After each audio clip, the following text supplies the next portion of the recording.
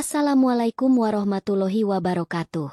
Selamat datang kembali di channel Dunia Beda, tempat di mana takdir bisa berbalik dalam sekejap mata.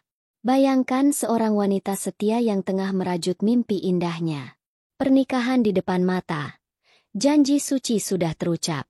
Namun dalam sekejap, pria yang paling ia cintai menghancurkan segalanya. Dengan kejam, ia melemparkan kembali cincin pertunangan mereka, memilih pergi mengejar harta, dan meninggalkan luka yang begitu dalam. Dunia mengira ia akan hancur selamanya. Namun, mereka tidak tahu bahwa akhir yang tragis ini hanyalah awal dari sebuah pembalasan takdir yang paling manis. Namun sebelumnya bagi yang beragama Islam saya sarankan untuk menuliskan sholawat Nabi Muhammad agar kelak sholawat ini menjadi saksi untuk mendapat syafaat di akhirat. Like dan subscribe ke channel ini sangat membantu menambah wawasan dan membantu kami membuat cerita baru yang menghibur. Namaku Maya. Selama 5 tahun terakhir ini, duniaku seolah hanya berpusat pada satu nama. Doni. 5 tahun yang kurajut dengan benang-benang harapan, kesetiaan, dan mimpi sederhana tentang masa depan. Di kota kami tercinta, Semarang, kami membangun istana pasir kami. Sebuah istana yang mungkin tidak megah, tapi penuh dengan tawa dan janji. Aku masih ingat sore itu, beberapa bulan yang lalu, saat kami berdiri di depan gedung Lawang Sewu. Sinar matahari senja keemasan memantul dari kaca-kaca patri kuno, dan Doni menggenggam tanganku begitu erat. Ia menatapku. Matanya berbinar lebih terang dari lampu-lampu kota yang mulai menyala. Suatu saat nanti, Mei, foto prewedding kita harus di sini. Biar jadi saksi bisu, kalau cinta kita sekuat dan sekokoh gedung ini, bisiknya kala itu. Aku hanya bisa tersenyum, menyandarkan kepalaku di bahunya. Hati ini begitu penuh. Cincin yang baru seminggu melingkar di jari manisku terasa begitu hangat, sehangat pelukannya. Namun, kehangatan itu perlahan memudar. Aku merasakannya dalam tatapannya yang sering kosong saat kami bicara tentang biaya pernikahan. Dalam helaan napasnya yang berat setiap kali kami melewati dealer mobil mewah. Doni yang kukenal, yang dulu selalu tertawa lepas meski dompet kami tipis, kini menjadi lebih pendiam. Ambisi di matanya yang dulu hanya untuk membahagiakanku, kini terasa berbeda. Lebih liar, lebih jauh, dan entah kenapa, tidak lagi menyertakanku di dalamnya. Puncaknya adalah hari ini. Di kafe favorit kami di salah satu sudut kota lama. Tempat yang sama di mana ia pertama kali memberanikan diri menyatakan cintanya. Ironis, bukan? Tempat sebuah awal yang manis, kini mungkin akan menjadi sebuah akhir yang pahit. Ia duduk di hadapanku, menghindari tatapanku. Tangannya yang biasanya iseng memainkan jemariku, kini hanya diam terkepal di atas meja. Secangkir kopi hitam di hadapannya bahkan belum tersentuh. Mei, panggilnya pelan. Suaranya serak. Ada yang harus aku bicarakan. Jantungku berdebar tidak karuan. Aku berusaha tersenyum, mencoba mencairkan suasana yang terasa begitu berat. Tentang apa? Kamu kok tegang begitu? Ia akhirnya mengangkat wajahnya. Dan di sana, aku tidak lagi menemukan Doniku. Aku melihat seorang pria asing dengan mata yang penuh dengan keputusan yang telah ia buat sendiri. Aku dapat tawaran kerja, Mei, di Dubai. Aku terdiam. Dubai, jauh sekali. Tapi sebagian kecil dari diriku mencoba untuk ikut bahagia untuknya. Wah, bagus dong. Tapi kenapa wajahmu begitu? Aku akan mengambilnya. Aku akan pergi bulan depan. Lanjutnya, tanpa jeda, seolah takut kehilangan momentum. Duniaku berhenti berputar. Pergi. Masumu. Ita. Aku pergi sendiri, Mei. Potongnya cepat. Dengar dulu. Ini demi masa depan kita. Aku sudah muak hidup pas-pasan seperti ini. Aku mau kumpulkan uang yang banyak. Kita beli rumah yang besar. Mobil. Kita hidup enak. Kamu nggak perlu kerja lagi. Aku janji. Ini hanya sementara. Suaranya terdengar seperti dengungan lebah di telingaku. Kata-katanya masuk, tapi otakku menolak untuk mencernanya. Masa depan kita.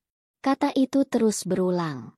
Tapi mengapa rasanya ia sedang membicarakan masa depannya sendiri? Air mataku mulai menggenang, membuat bayangan wajahnya di hadapanku menjadi kabur. Doni, pernikahan kita 6 bulan lagi. Semua sudah kita siapkan sedikit demi sedikit. Masa depan kita itu di sini. Aku tidak pernah minta rumah besar atau mobil mewah. Aku cuma minta kamu. Cinta saja tidak cukup, Maya. Jawabnya dingin. Kata-kata itu, begitu tajam, menusuk tepat di jantung pertahananku. Ia kemudian melakukan sesuatu yang tidak akan pernah kulupakan seumur hidupku.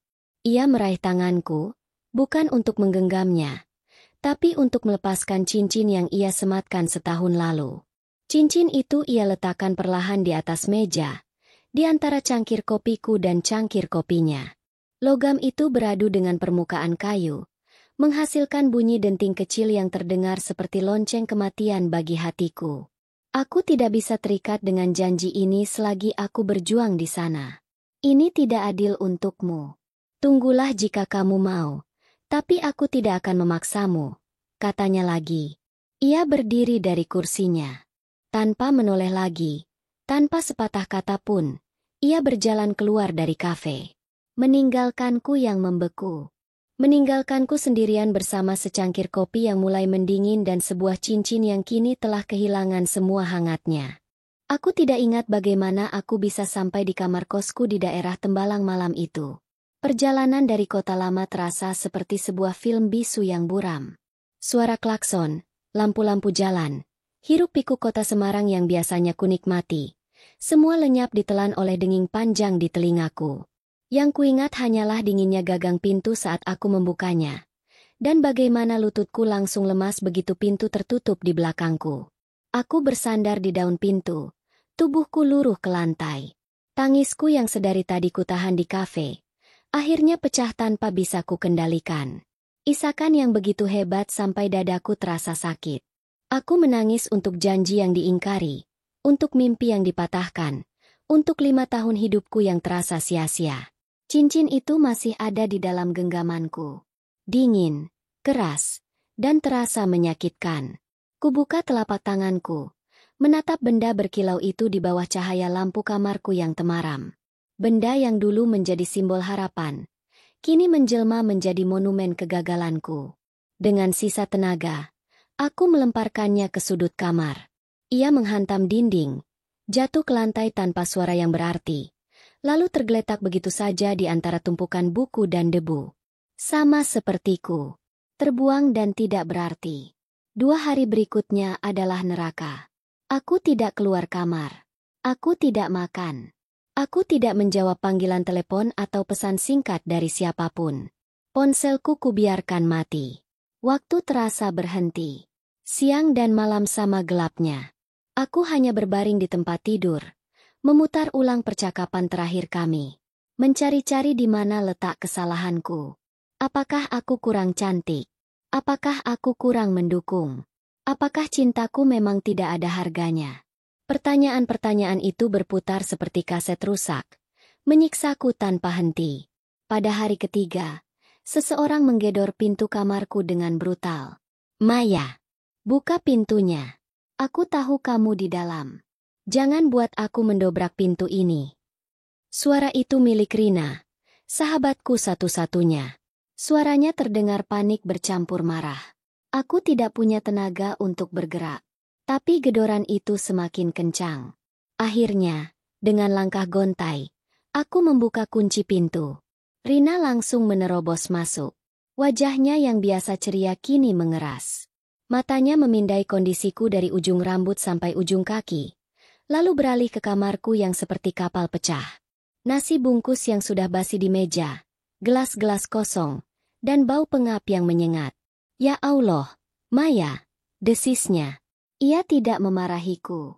Ia langsung memelukku. Erat sekali. Dan pertahananku kembali runtuh. Aku menangis lagi di bahunya, menumpahkan sisa-sisa sakit yang masih bersarang. Rina membiarkanku menangis sampai aku lelah. Lalu, ia melepaskan pelukannya, menatapku dengan tajam. Aku sudah tahu semuanya. Doni meneleponku kemarin.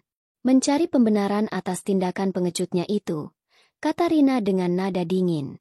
Sekarang, dengarkan aku. Kamu boleh menangis. Kamu boleh marah. Tapi kamu tidak boleh hancur karena laki-laki yang bahkan tidak pantas menerima air matamu. Ia menarik tanganku, memaksaku untuk duduk di tepi ranjang. Ia menyalakan ponselku. Ratusan notifikasi muncul. Tapi Rina mengabaikannya. Ia membuka galeri, menunjukkan foto-fotoku saat wisuda sarjana. Foto saat aku memenangkan lomba desain tingkat kota. Foto saat aku tertawa lepas di puncak Gunung Prau bersamanya. Lihat dirimu, Mei. Ini kamu. Sebelum ada Doni, kamu sudah punya duniamu sendiri. Kamu punya bakat. Kamu punya mimpi. Kenapa kamu biarkan satu orang merenggut semua itu darimu? Dia pergi mengejar mimpinya dengan meninggalkanmu. Sekarang, apa kamu akan diam di sini dan membiarkan mimpimu mati bersamanya? Kata-kata Rina menamparku. Bukan tamparan yang menyakitkan, tapi tamparan yang menyadarkan. Aku menatap pantulan diriku di layar ponsel yang gelap. Wajah sembab, rambut acak-acakan, mata yang kehilangan cahayanya. Aku nyaris tidak mengenali diriku sendiri. Rina kemudian keluar sebentar, dan kembali dengan sebungkus lumpia hangat di tangannya. Makanan khas Semarang yang selalu berhasil memperbaiki suasana hatiku. Ia membuka bungkusnya dan menyodorkannya padaku. Makan. Perintahnya singkat. Aku menggeleng. Perutku terasa mual. Aku bilang, makan. Rina tidak menyerah. Ia menempelkan lumpia itu ke bibirku. Satu gigitan saja. Untukku. Dengan sangat terpaksa, aku membuka mulutku dan menggigitnya. Rasa gurih dari rebung dan udang bercampur dengan sausnya yang manis, memenuhi mulutku. Rasa yang begitu akrab. Rasa kota kelahiranku. Aku mengunyah perlahan, menelan dengan susah payah. Dan untuk pertama kalinya dalam 3 hari, aku tidak hanya merasakan sakit di hatiku. Aku merasakan sesuatu yang lain. Sesuatu yang nyata. Rasa lumpia di lidahku. Satu gigitan lumpia itu tidak serta-merta menyembuhkan hatiku. Luka itu masih ada, menganga dan perih. Tapi, gigitan itu seperti sebuah jangkar yang dilempar dari kapal yang oleng, menancap di dasar kesadaranku, dan menghentikanku dari terus terombang-ambing di lautan keputusasaan. Dengan bantuan Rina, hari-hari berikutnya aku mulai bergerak. Seperti robot, aku mengikuti perintahnya.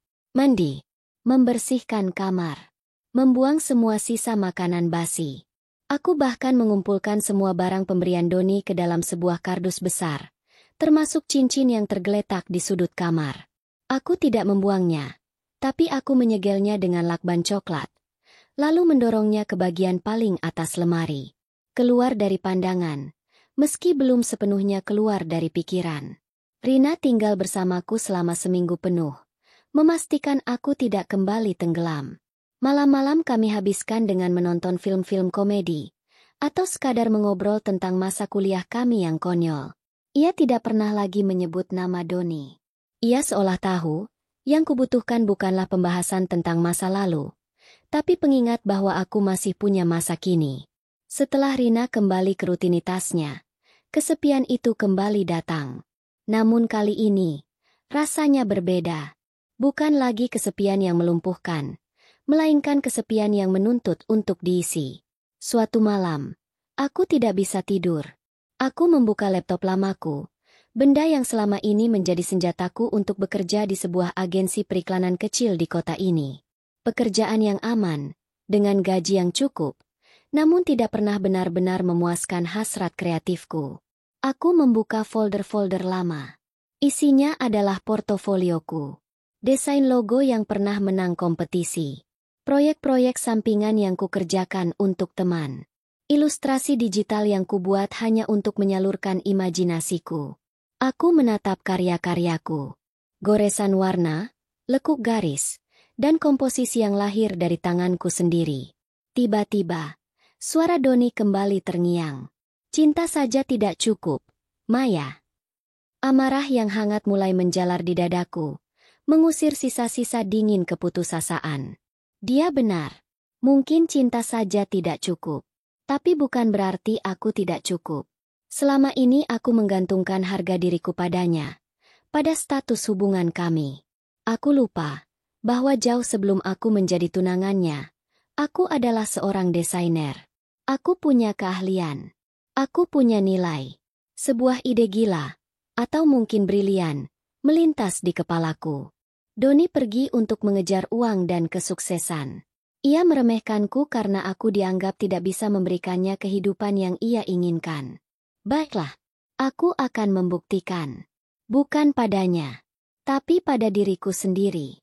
Aku akan membangun kerajaanku sendiri, sekecil apapun itu. Malam itu juga, aku merancang sebuah logo. Sebuah logo sederhana dengan 2 huruf A dan V yang saling bertautan, membentuk seperti sebuah tunas yang baru tumbuh. Di bawahnya, aku menuliskan sebuah nama. Asa Visual. Asa, yang berarti harapan. Harapan yang lahir dari puing-puing hatiku yang hancur. Keesokan paginya, dengan tangan yang sedikit gemetar namun hati yang mantap, aku mengetik surat pengunduran diriku. Aku mengirimkannya melalui email kepada atasanku. Rasanya seperti melompat dari tebing tanpa tahu di mana aku akan mendarat. Mengerikan, sekaligus terasa begitu membebaskan. Aku menarik semua sisa tabunganku. Tidak banyak, tapi cukup untuk memulai. Aku tidak menyewa kantor. Sudut kamarku di Tembalang kini resmi menjadi markas besar Asa Visual. Aku membeli beberapa perangkat lunak desain yang asli, membuat sebuah situs web portofolio yang sederhana, dan mencetak beberapa kartu nama. Hari-hari pertamaku adalah hari-hari yang sunyi. Tidak ada klien. Tidak ada telepon berdering. Hanya ada aku, laptopku, dan suara detak jam dinding yang seolah mengejek keraguanku. Berkali-kali aku bertanya, apakah ini keputusan yang benar? Apakah aku sanggup? Ketakutan itu nyata. Tapi setiap kali aku nyaris menyerah, aku akan memegang kartu nama yang baru kucetak. Asa Visual. Maya Anindita. Pendiri dan direktur kreatif. Dan entah kenapa, sebaris tulisan itu memberiku kekuatan untuk bertahan 1 hari lagi. Malam itu, aku duduk sendirian di depan laptopku, menatap logo bisnisku yang terpampang di layar. Di luar jendela, kota Semarang sudah terlelap. Hanya beberapa lampu jalan yang masih berjaga. Aku sendirian, di awal sebuah perjalanan yang tidak pasti. Tidak ada Doni. Tidak ada gaji bulanan yang aman. Hanya ada diriku, dan sebuah harapan kecil yang kumal. Sebuah asa. Bulan-bulan pertama Asa Visual adalah ujian kesabaran yang sesungguhnya. Siang hari aku habiskan dengan mengirim puluhan email perkenalan ke berbagai usaha kecil dan menengah yang kutemukan di internet. Malam hari kuhabiskan dengan menjelajahi situs-situs pekerja lepas, bersaing dengan ratusan desainer lain untuk mendapatkan proyek dengan bayaran yang terkadang terasa tidak sepadan dengan usahanya. Penolakan menjadi sarapanku. Komentar-komentar yang meremehkan karena aku adalah agensi baru tanpa nama besar menjadi makan siangku. Aku pernah hampir menangis saat sebuah calon klien membatalkan proyek logo, hanya karena mereka menemukan desainer lain yang menawarkan harga Rp100.000 lebih murah. Di saat-saat seperti itu, aku akan menatap kardus di atas lemari, kardus berisi kenangan tentang Doni, dan rasa sakit itu akan berubah menjadi bara api yang membakar semangatku kembali. Aku tidak akan gagal. Aku menolak untuk gagal. Aku mengambil semua pekerjaan yang bisa kudapatkan. Mendesain menu untuk sebuah warung makan di dekat kampus. Membuat poster untuk acara musik independen. Merancang ulang label untuk produk sambal rumahan milik ibu dari temanku.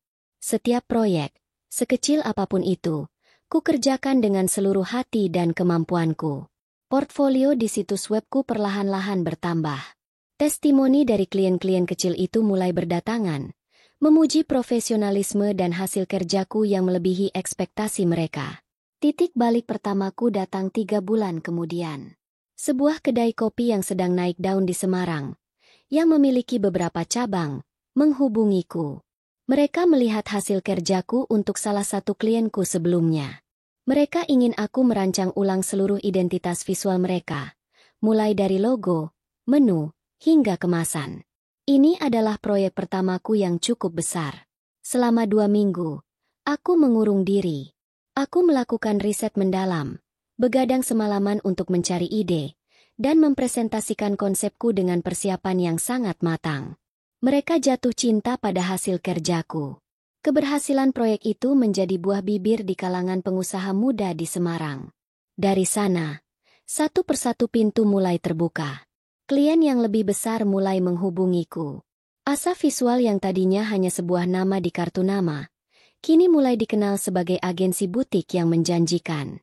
Aku bahkan bisa menyewa sebuah ruang kerja kecil yang layak. Tidak lagi bekerja dari kamar kosku.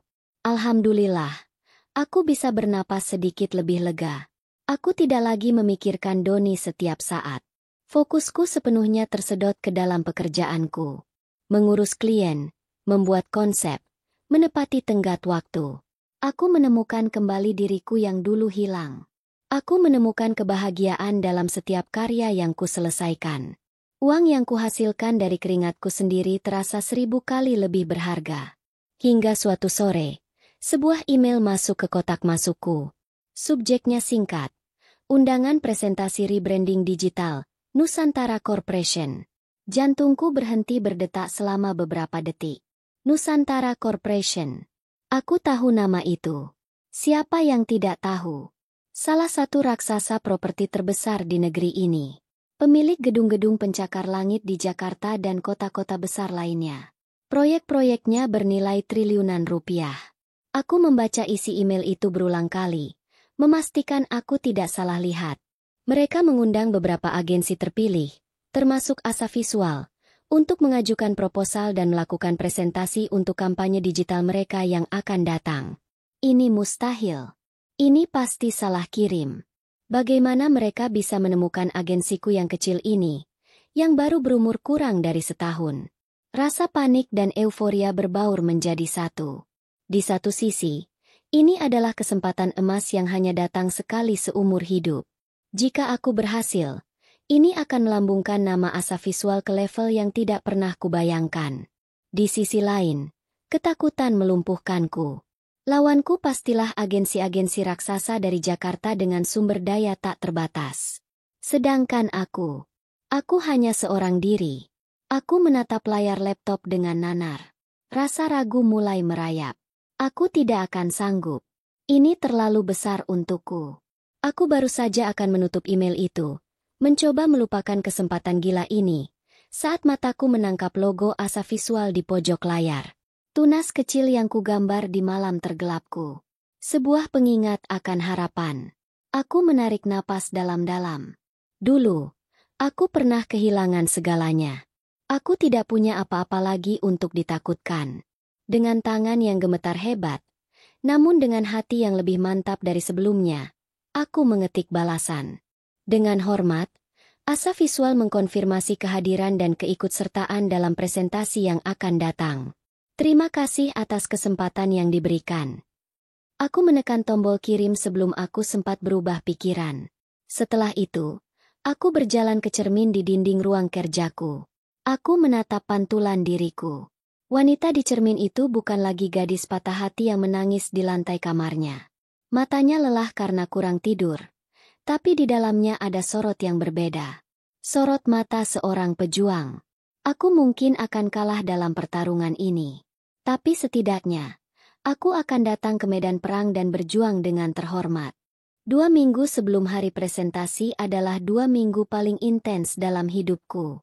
Aku mengubah ruang kerjaku di Semarang menjadi sebuah markas perang. Papan tulis penuh dengan coretan ide, lantai dipenuhi kertas-kertas riset, dan meja kerjaku menjadi singgasana yang hanya kutinggalkan untuk mandi dan tidur beberapa jam saja. Aku tahu, aku tidak bisa melawan agensi besar dalam hal data, statistik, dan sumber daya. Satu-satunya senjataku adalah kreativitas murni dan sebuah cerita yang tulus. Aku tidak merancang kampanye untuk sebuah perusahaan properti. Aku merancang sebuah cerita tentang pulang. Tentang bagaimana sebuah hunian bukan hanya sekadar bangunan, tapi sebuah tempat di mana asa dan cinta berlabuh. Konsepku berani, emosional, dan sangat personal. Aku mempertaruhkan segalanya pada satu keyakinan, bahwa di tengah dunia korporat yang dingin, sentuhan manusiawi adalah yang paling dirindukan. Hari presentasi tiba. Aku terbang ke Jakarta pagi-pagi sekali.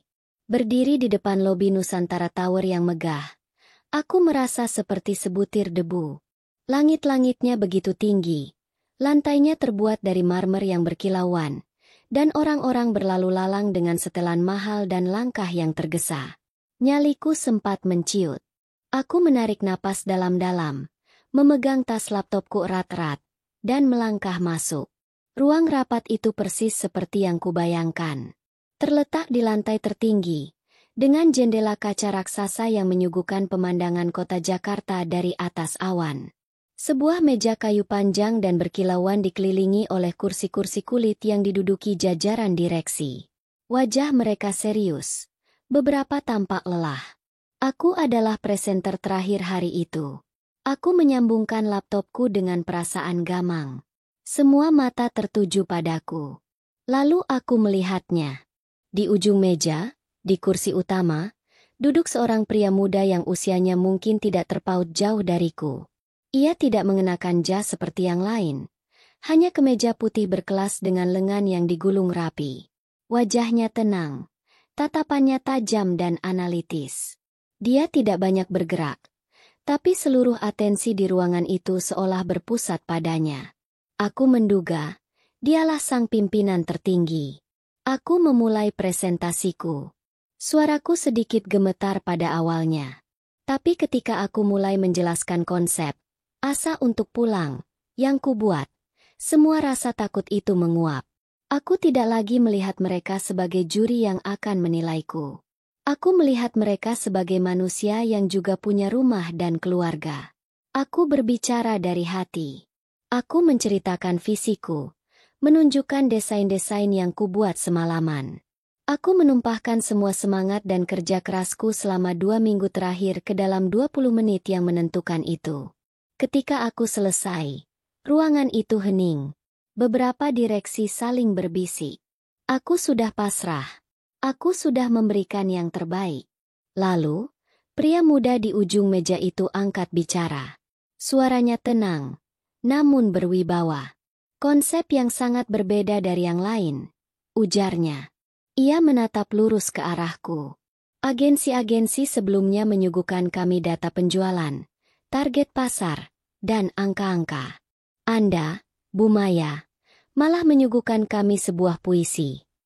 Jantungku berdebar. Aku tidak tahu apakah itu sebuah pujian atau hinaan. Ia kemudian tersenyum tipis. Sebuah senyum yang mengubah seluruh suasana ruangan. Saya terkesan dengan visi Anda. Tapi lebih dari itu, saya terkesan dengan semangat di mata Anda saat menyampaikannya. Itu tulus. Terima kasih atas waktunya. Hanya itu. Tapi entah kenapa, kata-kata itu terasa lebih berharga daripada tepuk tangan meriah. Aku pulang ke Semarang dengan perasaan campur aduk. Bangga karena telah berani tampil, namun realistis bahwa aku mungkin tidak akan menang. 3 hari kemudian, saat aku sedang menata ulang papan tulis di ruang kerjaku, ponselku berdering. Nomor dari Jakarta. Selamat siang, dengan Ibu Maya Anindita dari Asa Visual. Saya Bima, dari Nusantara Corporation. Dengan gembira kami sampaikan bahwa direksi telah memutuskan untuk memilih proposal Anda. Aku terduduk di kursiku. Lututku lemas. Air mata bahagia mengalir begitu saja. Aku berhasil. Ya Allah, aku berhasil. Pekerjaan pun dimulai. Aku harus bolak-balik Semarang, Jakarta. Dan itu berarti, aku harus bekerja secara langsung dengan sang CEO, yang kini ku ketahui bernama Adrian. Pertemuan pertama kami untuk membahas detail proyek tidak diadakan di ruang rapat yang dingin, melainkan di sebuah kedai kopi yang nyaman di Jakarta Selatan, atas permintaannya. Saya lebih suka diskusi di tempat seperti ini. Ide-ide bagus seringkali muncul karena kafein, bukan karena tekanan, katanya sambil tersenyum. Di luar dugaan, Adrian adalah sosok yang sangat rendah hati dan mudah diajak bicara. Ia pendengar yang baik. Ia bertanya banyak tentang perjalananku membangun asa visual. Ia tidak memandangku sebagai vendor kecil, tapi sebagai partner kreatif. Diskusi kami mengalir lancar, dari detail kampanye, lalu melebar ke soal buku yang kami baca, film yang kami suka, hingga mimpi-mimpi kami di masa depan. Aku mendapati diriku tertawa lepas. Sesuatu yang sudah lama tidak kulakukan saat bersama orang baru. Saat pertemuan itu berakhir dan aku berjalan menuju taksi, aku terdiam sejenak. Aku datang ke Jakarta untuk sebuah proyek besar yang bisa mengubah hidupku. Tapi aku punya firasat. Yang akan berubah bukan hanya karierku. Dan di tengah hiruk-pikuk Jakarta, di sebuah kedai kopi yang sibuk, aku sadar aku tidak hanya sedang membahas sebuah proyek.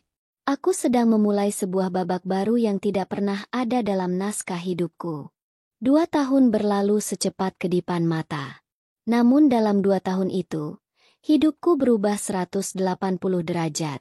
Asa visual, yang dulu kumulai dari sudut kamar kos yang sempit di Semarang, kini telah menjadi sebuah agensi kreatif yang disegani, dengan kantor yang nyaman di pusat kota dan sebuah tim kecil yang solid. Aku tidak lagi mengerjakan semuanya sendirian. Aku kini memimpin, memberi arahan, dan menginspirasi timku untuk melahirkan karya-karya terbaik. Hubunganku dengan Adrian juga tumbuh seiring berjalannya waktu. Apa yang dimulai dari kekaguman profesional, bersemi menjadi persahabatan yang hangat, dan akhirnya mekar menjadi cinta yang dalam dan menenangkan. Adrian, dengan segala kesuksesan dan kekuasaannya, adalah pria paling membumi yang pernah ku kenal. Ia mencintai kekuatanku, merayakan kemandirianku, dan mendukung setiap mimpiku seolah itu adalah mimpinya sendiri. Ia adalah dermaga yang aman, tempat hatiku berlabuh setelah lelah berlayar di tengah badai. Bersamanya, aku merasa utuh. Bukan karena ia melengkapiku, tapi karena ia mencintai semua bagian diriku, bahkan bagian yang pernah hancur sekalipun. Malam ini, kami sedang menghadiri sebuah malam penghargaan untuk para pelaku industri kreatif di sebuah hotel mewah di Jakarta. Asa visual masuk dalam nominasi untuk kategori kampanye digital terbaik, berkat kerja kami bersama Nusantara Corporation. Aku mengenakan gaun yang kubeli dengan uang hasil jerih payahku sendiri, duduk berdampingan dengan pria yang kucintai, dikelilingi oleh orang-orang hebat. Jika ada yang mengatakan padaku 2 tahun lalu bahwa aku akan berada di sini, aku pasti akan tertawa. Saat Adrian sedang berbincang dengan beberapa kolega, mataku berkeliling menatap keramaian. Dan tiba-tiba, jantungku seolah berhenti berdetak. Di dekat salah satu pilar besar, aku melihat sesosok wajah yang sangat ku kenal. Wajah yang pernah mengisi hari-hariku, sekaligus menghantui malam-malamku. Doni. Ia terlihat berbeda. Jauh berbeda. Tidak ada lagi sorot ambisius di matanya. Pakaiannya terlihat sedikit lusuh, dan bahunya tampak membungkuk lelah. Ia mengenakan kartu identitas panitia acara. Dari kejauhan pun aku bisa melihat gurat-gurat kekecewaan di wajahnya. Mimpinya di Dubai, tampaknya, tidak berakhir seindah yang ia rencanakan. Entah didorong oleh apa, ia berjalan ke arahku. Langkahnya ragu-ragu. Maya. Suaranya terdengar parau saat ia sudah berdiri di dekat mejaku. Aku menatapnya. Hatiku tenang. Tidak ada lagi debaran. Tidak ada lagi rasa sakit. Hanya ada ketenangan yang aneh. Seolah menatap orang asing dari masa lalu yang jauh. Doni, apa kabar? Jawabku sopan. Ia menatapku dari atas ke bawah, lalu ke sekelilingku yang gemerlap. Tatapannya penuh dengan sesuatu yang tidak bisa kuartikan. Penyesalan, keterkejutan, mungkin juga iri. Aku tidak menyangka kamu bisa sejauh ini, katanya terbata-bata. Selamat, Mei. Aku turut senang. Aku hanya tersenyum tipis. Terima kasih. Ia terdiam sejenak, mengumpulkan keberanian. Aku minta maaf, Mei. Aku tahu ini sudah sangat terlambat. Tapi aku benar-benar minta maaf. Aku bodoh. Aku salah. Seharusnya aku tidak pernah meninggalkanmu. Setiap hari, aku menyesalinya. Akhirnya, kata-kata yang dulu sangat ingin ku dengar. Jawaban atas semua pertanyaanku. Tapi anehnya, saat kata-kata itu akhirnya terucap, aku sadar aku tidak lagi membutuhkannya. Lukaku sudah sembuh. Bukan karena waktu, tapi karena aku menyembuhkannya sendiri. Aku menatapnya dengan tulus. Tidak apa-apa, Don. Semuanya sudah berlalu. Justru, kalau kamu tidak meninggalkanku dulu, mungkin aku tidak akan pernah menjadi diriku yang sekarang.